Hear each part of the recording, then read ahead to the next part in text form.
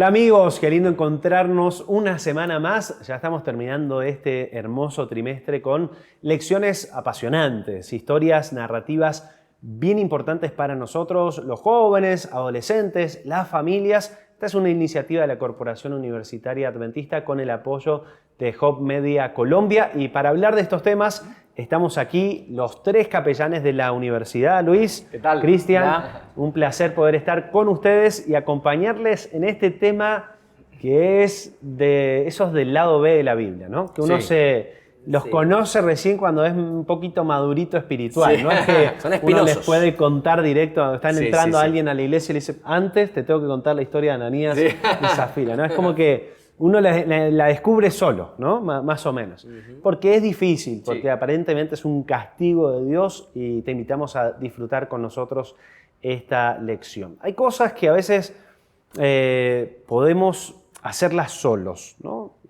Por ejemplo, uno tiene con su familia, yo me acuerdo cuando era niño y tal vez íbamos a poner un video de Jesús en sábado, y siempre antes de poner el VHS, ¿recuerdan el VHS? Hace rato. Se ponía un canal de televisión, que era sábado, entonces mis hermanos se reían de mí hasta el día de hoy, porque yo hacía así, ¿no? Como que me tapaba los ojos como no puedo ver nada en sábado, ¿no? Pero a veces uno le toca, vamos a poner una situación. Estamos solos en un lugar, llegamos cansados un viernes de noche, ya el sábado comenzó, uno está solo en su habitación, tiene ganas de descansar, de relajarse, quizá de mirar alguna cosa, y el cable que tiene el hotel no tiene ningún canal religioso. Uno puede tomar y decir, bueno, miro algo que más o menos no sea contrario a lo que Dios quiere para mí este día, algo de la naturaleza, pero de repente van buscando, hacen zapping y ven algo que les llama la atención, una noticia. Tal vez tenían un compromiso con sus hijos de, no, esto no hay que hacerlo, pero estás solo ahí. No sé si alguna vez pasaron alguna situación así. ¿Y qué harían? Les pregunto también a los que están del otro lado. ¿Harían eso? Están solos, nadie los ve. Están solos en un lugar, necesitan relajarse. La forma de relajarse de algunos es mirar televisión o que alguien, por lo menos tener sonido mientras haces alguna actividad. ¿Lo harían o no lo harían? ¿Es pecado poner eso?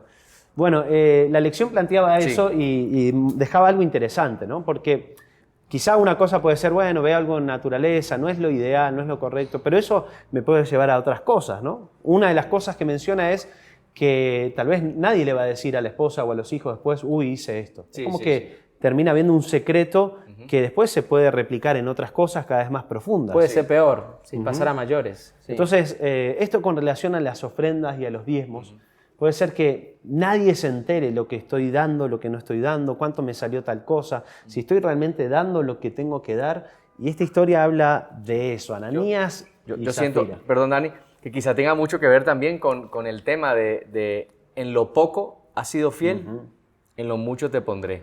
Y en segundo lugar, yo creo que nos pasa mucho en muchos aspectos, por lo menos. Hay viernes de noche, ya sábado, donde estoy en casa con mi esposa y entonces a veces tomo la guitarra y cantamos, o a veces, coloquemos un video de la iglesia en el televisor y ponemos YouTube, no tenemos YouTube Premium, así que salen propaganda, salen cosas. Y eso, wow, interesante. Sí, total, es un tema. Pero siento que nos ha pasado a muchos por esa fragilidad que tenemos. Pero es bueno que en esos momentos estemos muy conectados con Dios en medio del cansancio que podemos tener, en medio de lo que estemos experimentando. Recordar que estamos en un día especial de la semana y que tenemos un Dios que, aunque nadie esté a nuestro alrededor, con ojos físicos ahí que nos están viendo, los ojos de Jesús están allí viéndonos atentamente en nuestro caminar.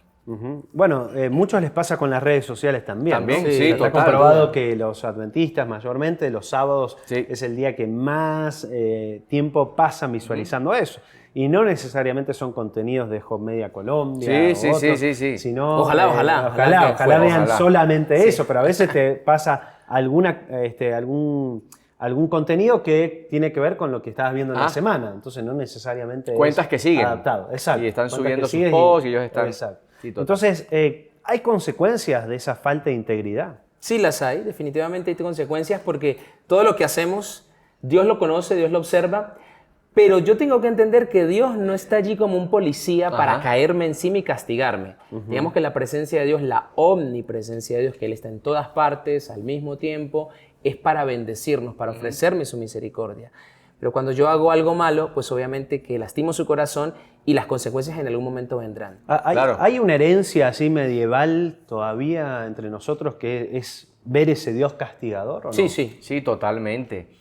Hacer las cosas por miedo a lo que Dios me puede hacer y no porque realmente hay un cambio de conducta que viene a través de un corazón transformado, ¿no? Sí existe. Yo creo que, no sé si a todos les ha ocurrido, pero muchos hemos pasado por ese periodo o etapa en la vida cristiana en la que a veces no hacíamos cosas por un miedo, que no era el respeto por Dios y por lo que Él representa para nosotros, sino que era un temor porque, bueno, es que si hago esto, quizá Dios se va a enojar conmigo.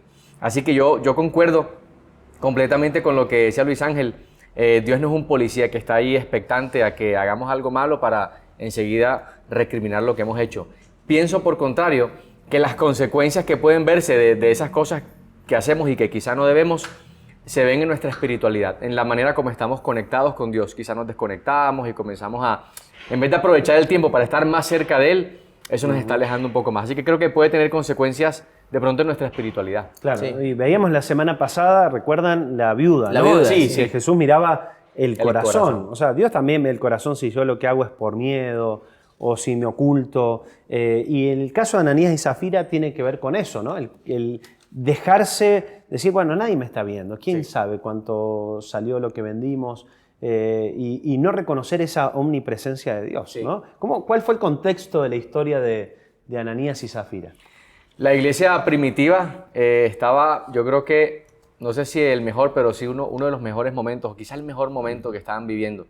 Luego del Pentecostés la iglesia estaba súper unida, las personas vendían sus propiedades, a nadie le faltaba nada, todos tenían alimento, estaban felices. Y Ananías y Zafira quedaron conmovidos por lo que ocurrió en Pentecostés con este movimiento de cristianos, de seguidores de Jesús, y dijeron, queremos ser parte de esto. Y tuvieron la linda intención de decir, vamos a hacer lo mismo, vamos a vender nuestras propiedades y hagamos un pacto con Dios, hagamos una promesa y vamos a dar todo lo que tenemos para compartir con los demás. Pero la historia fue diferente. A veces pasa, ¿no? Que hay un llamado, un apelo ahí al final y uno dice, voy entregando todo por Dios. Pero cuando vuelvo a mi casa y lo tengo que llevar a los actos, quizá ahí uno empieza a dudar, ¿no? Quizá no tengo ese impulso que tenía Hablamos antes, muy ¿no? rápido, creo que a veces hablamos. Pedro, imagino a Pedro cuando le dijo a Jesús, yo por ti, yo doy mi vida, cuando Jesús y cuando tenía esa realmente lo conversación, tuvo que hacer, no lo hizo. Entonces creo que a veces sí, hablamos un poquito rápido. Imagino que eso fue lo que pasó con ellos. Que si bien fue un mover del Espíritu Santo en su corazón, ese deseo que tuvieron, pero la historia fue diferente. ¿Y qué fue lo que pasó? ¿Qué es lo que pasa en el corazón humano cuando decide algo, pero después, a la hora de la verdad? Y bueno, lo que le pasó a ellos es que lo pensaron de otra manera y entendieron que no, era mucha plata. Era mucho dinero para ofrendarlo, para llevarlo allí a los pies de los apóstoles y no entregan el completo de lo que ellos habían prometido que iban a entregar. Que de hecho ya no era su dinero, porque en el momento en que, como nos enseñaba la lección, tú te comprometes, haces una promesa, le dices al Señor, Señor, te voy a dar esto, en este porcentaje, en esta proporción, eso ya no es de nosotros, eso es de Dios. Por eso la lección lo presentaba como un robo organizado, muy planificado, y sabemos que finalmente ellos, como consecuencia, perdieron la vida. O sea, ellos, por ejemplo, si ellos realmente decían, no, nos dimos cuenta ahora, hablaban entre los dos, esto es mucho, nosotros tenemos nuestras necesidades, quedarnos con el famoso colchón para que si pasa algo, y lo hablaban con Dios, y decían, Señor, nosotros prometimos esto, pero nos dimos cuenta ahora en la realidad que no podemos. No es que desconfiamos de ti, pero ¿qué pasaría? ¿Dios los hubiese perdonado? Porque el castigo fue así como muy duro, ¿no? Contundente. O sea, no es que hoy uno hace eso y recibe el castigo directo, ¿no? ¿Por qué se dio en ese contexto específico de la iglesia cristiana? Y realmente Dios hubiera escuchado lo que ellos habían repensado otra vez, pero en ningún momento se muestra en la historia que ellos sintieron arrepentimiento. Y de paso hay una diferencia que nosotros tenemos que hacer entre arrepentimiento y remordimiento. Claro. Cuando hablamos ahorita del temor, ver a Dios como un Dios tirano, como lo veían los griegos o los romanos, ¿no? En la cultura medieval, el oscurantismo y todo esto, como que Dios, si no hago esto, me va a caer fuego del cielo. Todavía, si nosotros cuando nos acercamos a Dios no nos acercamos con arrepentimiento, sino con remordimiento por las consecuencias, nos va a pasar de alguna manera, pues no literalmente, como que vamos a morir en ese momento, pero no vamos a considerar a Dios como un Dios que dialoga, un Dios que acepta mi confusión. Señor, me confundí, no pude, la verdad no me va a quedar dinero, todavía no tengo una fe madura para darte todo esto, me parece que me voy a quedar sin nada. Claro que Dios los hubiera escuchado, pero todavía seguimos arrastrando eso, ¿no? Alguno puede pensar, bueno, si yo no hago esto o hice tal cosa, Dios me va a mandar una enfermedad terminal, me voy lo que a me morir. está pasando malo es porque alguna vez... Claro, y puede ser que caiga en el pecado que cayeron los amigos de Job. Algo habrás hecho. Algo habrás hecho a escondidas, cuidado. Y ese no es el Dios de la Biblia. Y tampoco es el Dios de esta historia. Por eso hay que entender un poquito también lo que dice por allí el Antiguo Testamento, ¿no? De esas opciones que tenemos de Dios, de una manera o de otra, cómo Él ataca el pecado y cómo me restituye a mí también. Aquí dice, Satanás usa el temor para evitar que crezcamos en confianza en Dios, ¿no? O sea, obviamente ellos llegaron a la casa y el que aprovechó la oportunidad fue el enemigo, ¿no? Y si uno le da lugar y deja de confiar de alguna manera, claro, puede caer en eso. Sí, él pudo colocar esa semilla de ese duda, pensamiento, ¿no? de ¿Y qué pero pasa ¿cómo después? vamos a hacerlo? Vamos a dar Claro. todo, y la casa, y nuestra familia. Y yo quiero compartir dos citas que se encuentran en el día 2. ¿Qué página? En la página 130. Los párrafos, en el párrafo 3. La primera está al comienzo, que dice: Ananías y Zafira se sintieron profundamente impresionados por la manifestación del Espíritu Santo en milagros y maravillas. Pero cierra en la penúltima parte del párrafo diciendo: pero luego de un tiempo la convicción disminuyó y comenzaron a arrepentirse de lo que habían pactado. Pudieron haber pensado que por sentimentalismo habían tomado la decisión demasiado rápido. Esta pareja se guardó parte de las ganancias para sí mismos y entregaron el resto. O sea, comenzaron con una iniciativa, pero luego dijeron esa semilla que Satanás sembró en su corazón de preocupación, cambió por completo el plan que ellos tenían inicialmente. Temor de muerte, ¿no? Dice ahí el día 3. ¿Sirve de algo el decir, bueno, yo prometí algo a Dios y si no lo hago, lo tengo que hacer por esto, que si no me va a pasar lo mismo que a Ananías y Zafira, ¿no? O sea, el contexto de la historia marcaba también la lección que si no pasaba algo así tan drástico de alguna manera, el nacimiento de la iglesia cristiana se iba a ver más evidenciado por este tipo de conductas. Como decir, bueno, yo digo delante de todos lo que voy a dar, y a la hora de la verdad no doy, ¿no? Eso seguramente fue un impacto muy grande para los primeros cristianos. Sí, total. O sea, un impacto de miedo también, pero un impacto de decir, no, Dios ve hasta lo más profundo de mi corazón y Él sabe. Quizás los apóstoles no saben, pero Dios sí, y esto tiene que ver con algo de Dios. Y eso me gustó, porque nosotros cuando ofrendamos, no ofrendamos para que otros vean que ofrendamos, sino para Dios, que conoce realmente nuestro corazón, ¿no? ¿Cuáles son esas dos? Ahí hablabas de esos dos reacciones posibles de Dios. Ahí en la página 135 dice que Dios conoce hasta nuestros pensamientos, nos evalúa, tiene autoridad para juzgar y aplicar justicia porque es el creador y es omnisciente, ¿no? Números 14, 18 presenta esas dos posibles reacciones de Dios, ¿no? Sí, dice la lección en esta página 135 que la primera nos suena alentadora porque aunque conoce nuestros pecados, Dios se presenta como tardo para la ira y grande en misericordia, perdona la maldad y la rebelión. Muchos se quedan con esa parte, ¿no? No, Sí, tranquilo, que Dios es tardo para la ira, grande en misericordia. Todo bien, Dios no pasa nada, todo vale. Es peligroso eso, solo quedarnos con ese lado. El otro, por otro lado, dice, su segunda posible reacción a nuestros pecados parece alarmante. Aquí se muestra a Dios como quien de ningún modo tendrá por inocente al culpable, pues castiga el pecado de los padres sobre los hijos hasta la tercera y la cuarta generación. Digamos que son dos maneras que Dios tiene de reaccionar para castigar el pecado. Dos caras en la moneda. Dos caras, pero sigue siendo el mismo Dios. Así es. Cuando nosotros vamos de un solo lado, vemos a un Dios aparentemente, y entre comillas, tirano, castigador, calculador, que está esperando el primer resbalón para caernos encima y aplastarnos. Algunos creen que Dios es así, pero otros creen que Dios siempre espera, Dios tiene una paciencia infinita. Como que nos ponemos de un lado o del otro. Y un extremo, entonces ahí es donde se habla de la gracia barata. Sí, es decir, exacto. como que irrespetamos tanto a Dios porque lo tomamos como tan igual y no le damos ese lugar. Él es el creador y tiene el derecho sobre mí en todas las cosas. Claro. ¿Ven? Entonces, es importante llegar a un equilibrio. ¿Por qué reaccionó Dios de esta manera en esta historia? Daniel, ¿cierto? Ha presentado una posición de, bueno, había que tener un precedente. La iglesia estaba naciendo. Un momento importante un para la momento iglesia. muy decisivo en la iglesia, pero esto no nos debe llevar a pensar que, bueno, yo no diezmé el mes pasado todo y Dios me va a ocurrir un accidente en la esquina, voy a quedar en 1000 pedazos. No, no pensemos que Dios es así, ¿no? Sí.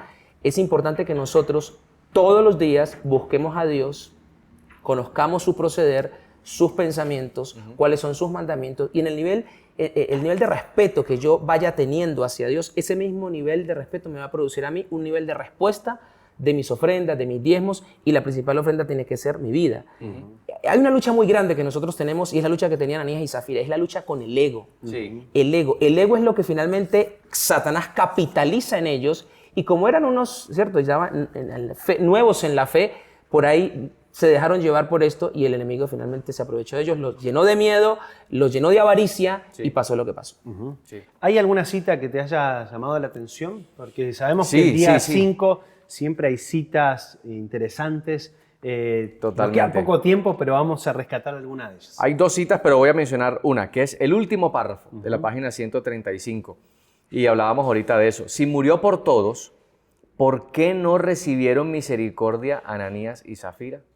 Y dice en respuesta, porque solo cuando alguien reconoce sus pecados y los confiesa, hay misericordia disponible.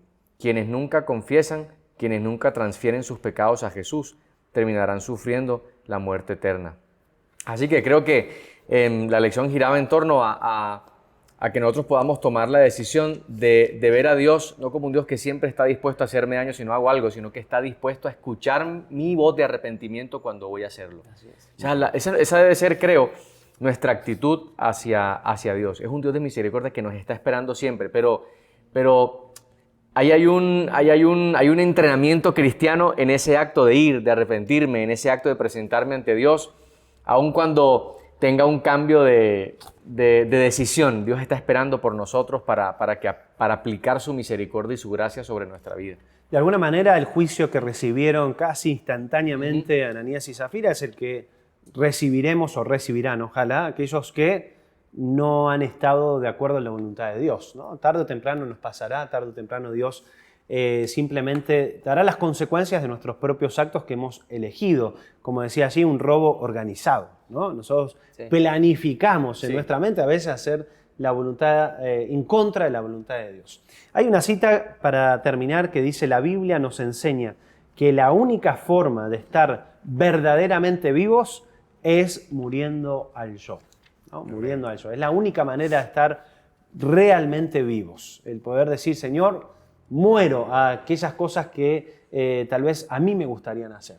Es eso de quedarme con un poquito por las dudas como un plan B, ¿no? Y con Dios no hay planes B, ¿no? Con Él es todo o nada, es mi corazón completo, o eso de a medias no está tan bueno, ¿no?